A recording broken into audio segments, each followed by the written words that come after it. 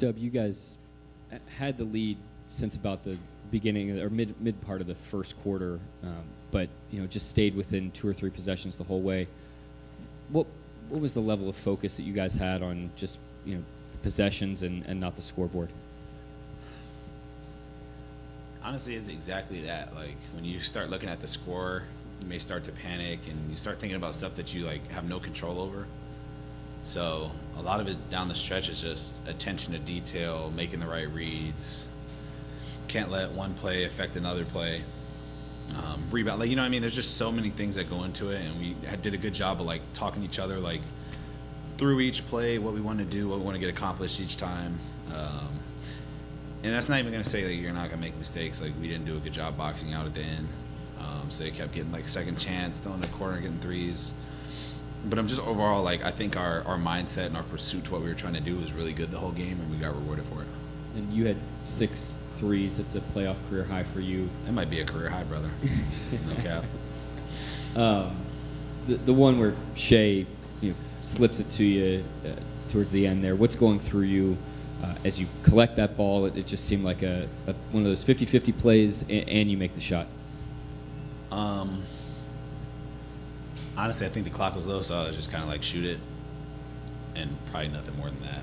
But just shots in general, you work really hard and shoot a lot of them, so why not shoot them now? That's kind of my mindset going into it, and just being aggressive, taking what the defense gives me, and make or miss. I still got to go down and play defense on the other end, and that's just kind of my mindset going into it. But just being ready to catch and make a play whenever he gets off the ball.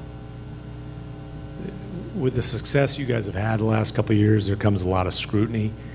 A lot of that's been on you in terms of hey, can he be that second scorer they need come playoff time? Obviously, that goes back to the Dallas series last year. To come through like you did tonight, what sort of satisfaction do you have given the spotlight you've been under? None. I feel like if you're not really good, you're probably not going to have any scrutiny. So just play with it and just keep going. A lot of the people that are talking about me can't do what I do, and I know that, and I think that gives me a lot of confidence. I just go out there and do whatever the team needs me to win. Basketball is so much more than scoring and making the heroic play every time. There's so many things that go into a game that you can be good at and impact the game, and that's how I see it. But it doesn't bother me. I'm the one that stays late night and shoots and works out and does that, so it gives me a lot of confidence going into my game, and from there I just play. And tonight you started off hot. You obviously closed strong. What did you feel got you in a rhythm tonight, or why do you think you were able to get in such a groove? Just making quick decisions, being ready to shoot, being ready to play. I think my defense got me in the game as well, but just being ready to play off of my team and trust each other to make the right plays and make shots.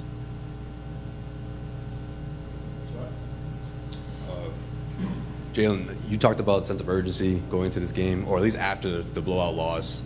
At shoot-around, you talked about just wanting it more, essentially, or just being the team that goes out there, executes at a higher level, would win. How did you see all that play out in that second half, especially when they was you guys were ahead, but they weren't that far behind, and you just have to give them that, that little extra towards the end that turned into a win? Yeah, this journey is not easy, and it's not meant to be easy. So these experiences make us better. But just down the stretch, like I say, you can't really you got to know the score, obviously, but you can't let that affect the game. You know what I mean? They're going to score. They're a really good team. They're going to hit tough shots. We're going to hit tough shots. That's how the game goes. But I think a lot of it is just who can kind of stick with it the most. And I thought we just did a good job executing down the stretch, playing the clock right, understand how many fouls we had. Just like little stuff, I think down the stretch we were really good at. Just another one. Jalen, you're one win away from the NBA Finals. SGA was just in here talking about how you've got these accomplishments, and it's incredible to think, you're only in your 3rd season. Is it surreal to think that you're one win away from making the NBA Finals? I try not to get too ahead of myself with it, to be honest. There's still a lot of series left, and we still have to go do a job this next game against a team that's very good. So that's honestly how I think about it. I think after the season, whenever that is, I'll be able to reflect on it, and that's more the time to enjoy it. But right now, it's just win the games. Dub, Chet- Dub, I know Shea wasn't drafted here, but he's basically been raised here. Obviously, you two were part of the same draft. When you look at tonight, the way you guys played off each other, like how much has, how organic this thing has been played into the way you guys have, been able to play off each other and the synergy there? You talking about me and Shay specifically? You, Shea, and Chet. Oh, I don't know. We're all really cool with each other, to be honest. I hate to give like such a boring answer to it, but off the court chemistry seeps into on the court, and we've just grown up together. Obviously, Shay's a little older than us, but we've just been through a lot of experiences in a short amount of time that either force you to trust each other or grow apart, and we've grown closer to each other, and that's just kind of how we play, live and die by trusting each other, and then whatever happens from there is what happens. And for either of you, Shea was in here talking about the three of you, and he was saying the scariest part is that, the two of you haven't even hit your primes yet. Like, what do you two envision that the three of you can possibly be together? I think we're going to be as good as we put the work in to be. So I'm not going to sit here and like make some big statement for you. You know what I'm saying? But we're very confident in how hard we work, and very confident in each other's abilities, and we all want to see each other succeed. So that's a good recipe for success, and we just have to kind of execute on it. Chet, just curious what it means to you to have this kind of impact and this kind of performance in a place that means so much to you here. Yeah, it's great. Obviously, last game wasn't, how I kind of wanted to show up in my home city, with a lot of friends and family watching and everything. So it was great to be able to kind of bounce back this game and come away with the win. That's the most important thing outside of that. But I also felt like I played a better game. I still had stretches where I could be a lot better, and I'm gonna go back and watch that and try and clean that up. But as a team, as a collective, I think we're a lot better tonight. We looked at some of the things that the Wolves switched up last game and made adjustments with, and then we were able to be better in those areas. And when you can kind of make adjustments and then also just come out and play harder, play better, play more hungry, it's a good recipe. Chet, you were talking about the work earlier, and I just wonder about you put a ton of investment into your three-point shot throughout the course of this year. Last summer it was a lot on the handle, and we saw those drives and spins and the attacks. What's it feel like in a game of this magnitude to feel and see that work that you put in come to fruition? Yeah, it feels good to see the ball go in. I've worked a lot on my shot. When I do miss, I know why I missed. I've kind of gotten to that point. That doesn't always make it easier, especially in a long season with lots of ups and downs. Where there's you might be all bumped and bruised here, and what I'm saying, that kind of messes with the prep of shooting and everything on the court and before the game and everything. So just sticking with it and staying confident in the work. I've had series already where I'm shooting 40% on 6 attempts, and series where I'm not shooting so great on.